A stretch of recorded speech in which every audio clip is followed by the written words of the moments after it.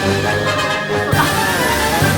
y'all, it's Natalie. Welcome back to my channel. It has been a minute since I have posted anything. I have been filming things, do not worry.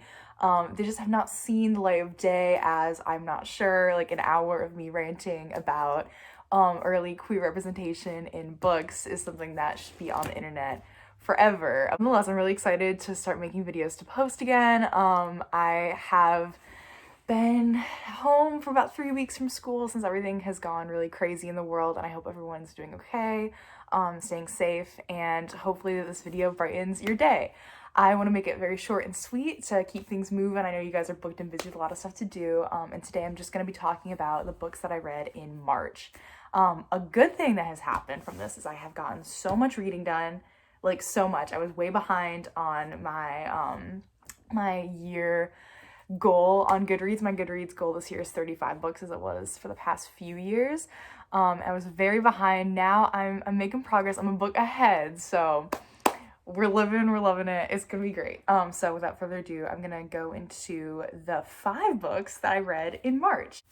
The first book I read is Heartsong by TJ Klune. I read this on ebook, so I don't have a physical copy of it, but it is the 3rd book in the I think I'm not sure the name of Green Creek series. It's Wolfsong is the 1st book, so I was thinking in my head it was like the Wolfsong series. But this series is about this pack of werewolves in Oregon. This like very like found family and like real family vibe they've got going on. The 1st book follows the main character Ox, and each book follows a different character's perspective, although they're like all members of the pack or like adjacent to them.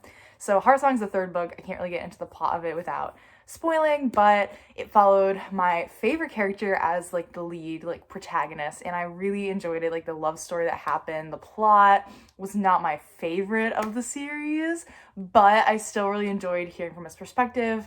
Getting set up for like the big finale was really enjoyable, and of course the love story was iconic.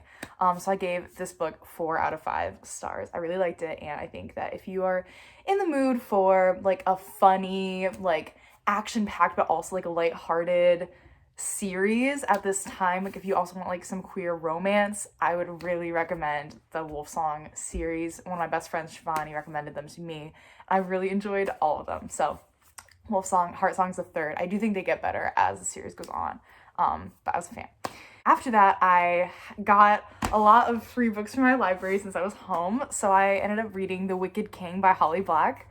I don't know if I've ever talked about Holly Black's books on my channel before, but The Darkest Part of the Forest is one of my favorite books of all time, which is like one of her standalone books about like fairies, and I think it's genuinely like very like underhyped. I think it's a real gem among her books. And I say that because when I read The Cruel Prince, her 1st book in this series, I really didn't like it, especially in comparison. I was like, this is trash. Like, I love the characters from The Darkest Part of the Forest. Like, But I never thought I would continue with the Cruel Prince series because I didn't like the 1st one, but because it was free from my library and I like wanted something kind of like lighthearted and like fantasy like kind of vibes, I picked it up and I really ended up enjoying it. Like I genuinely like think The Wicked King and then eventually Queen of Nothing are like, they're like some of my favorite books I've read in a long time. They were just like not the most like profoundly written books, but like so enjoyable, such a great read for like these harrowing times that we're facing. To just like tune out and like enjoy some like love-hate, like lean into the chaos and the angst of it. I really liked it. I gave it 4 out of 5 stars, probably like 4.5. The Wicked King I think is the best of the series, especially for like the love-hate angst and action. Show-stopping. I loved it. I listened to the audiobook of Serpent and Dove by Shelby Morin, I think is how her name is pronounced. And this was also like an experience. Like I had a blast reading it, but objectively it is like one of the worst books I've read in a long time. The premise of this one is like love-hate with this like fantasy world inspired by medieval France where there's witches and like witch hunters that are associated with like the church. And so it follows a witch hunter and a witch who have like an arranged marriage and they're forced to get married and like how they fall in love. I was I thought he was a little show-stopping. Like, I clearly think his, like, views were problematic, but he was a softie, and I really appreciated that about him. I thought that the romance was very, like, insta-lovey and, like, not well done, but it was so entertaining, and, like, you just could not help, like, rooting for them to get together and for everything to work out. So I really enjoyed it. If you're looking for, like, a good, like, you hate to love it kind of book. Like, I have like a love-hate relationship with the book as well as like the love-hate in the book. I thought it was a good time. I gave it 3 out of 5 stars just because it wasn't the best. There were some like questionable parts, and like I thought that like a lot of the action was kind of like overdone. I don't know. It was an experience. It was interesting. Next, I read a really good book that has been hyped a lot. I had one of my goals for like being in self-isolation and quarantine was to finally like get to all the books I've owned for years but I have been like putting off reading, and so far I've read a few of them. I'm about to crack and buy some books online, but you gotta do what you gotta do, you know? And it's because of this book that it's at fall. And that book is A Darker Shade of Magic by V.E. Schwab. So I'm sure y'all have heard about this book before, but it's about this guy, Kel, who is like a magician that can travel between these 4 parallel worlds, mainly 3, because one of them, Black London, is like not supposed to be gone into ever. So Red London, which is magic, Grey London, which is our London, and then White London, which is like kind of like dying of magic depravity. I thought it was such a fast-paced, like, fun adventure. Like, it literally read like you were, like, watching a movie. My favorite parts about it were the characters. I loved Kel, I loved Lila, I loved Rye, even though you didn't get to see a ton of him in this book. They all were just, like, and I even loved Holland. Like, I was a stan for him. I was like, I can't with him. It was a very good book. I really like the characters, and I just started the sequel today, and I'm about to buy it in print. I'm listening to an audiobook because I'm like that into it.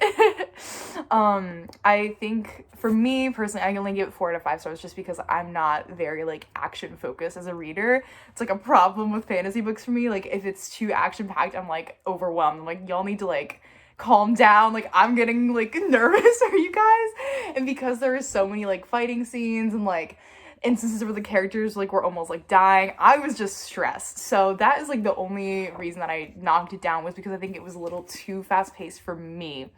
But with that being said, probably like a normal fantasy enthusiast would like it. So I really enjoyed it, and I would definitely recommend it. So 4 to 5 stars for that one.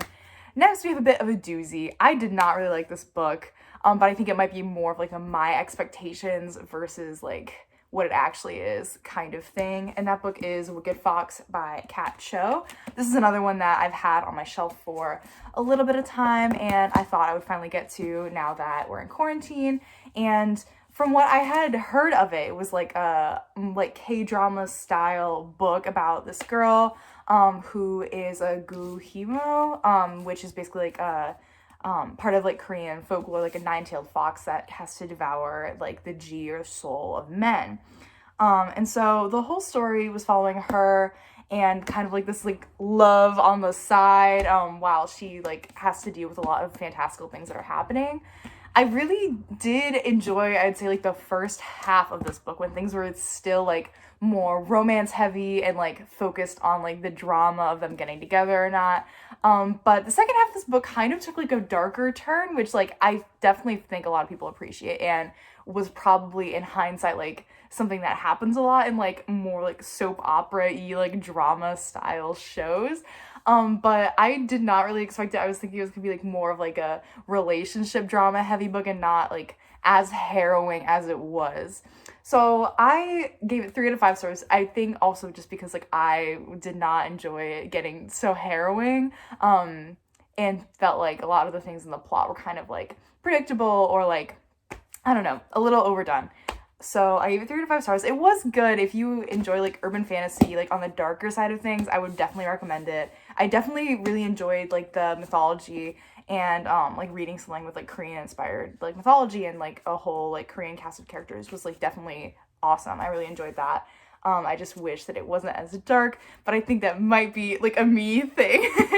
I also love Ji-hoon, the guy main character. Oh my gosh, he like his back must be sore for carrying this book book for me. Like, I was all in for him, like his backstory, like the way he cared, like his sass. He was crushing it. Good shit. I liked him a lot. But everything else about the book was a little too heavy for me. Okay, and now we're at the end of the video.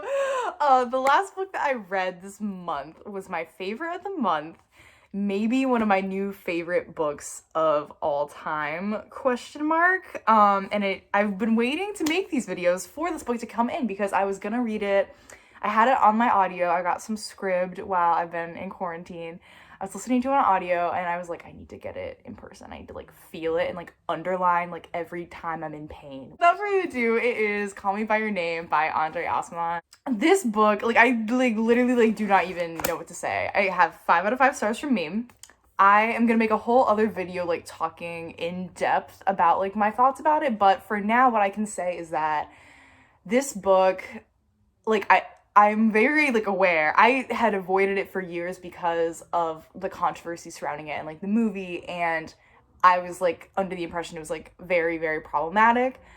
And I just decided to pick it up. I think it's one of like the most like beautifully written stories I've ever read. Like that alone, just like the writing, how deeply you start to like feel for the characters and their struggles and like everything they're going through, even if you like don't agree with what is happening, like in terms of like the relationship, you definitely like are emotionally invested and affected.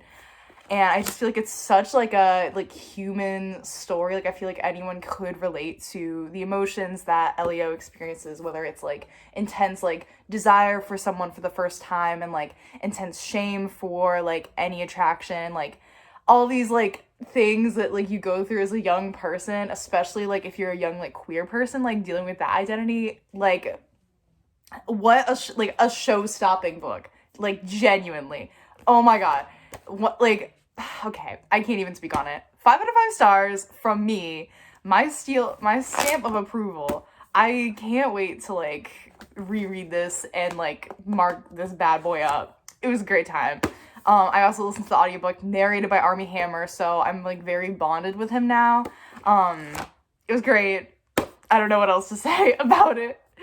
But yeah, those were all the books that I read in the month of March. Let me know what you all read, and I can't wait to see y'all soon. Bye.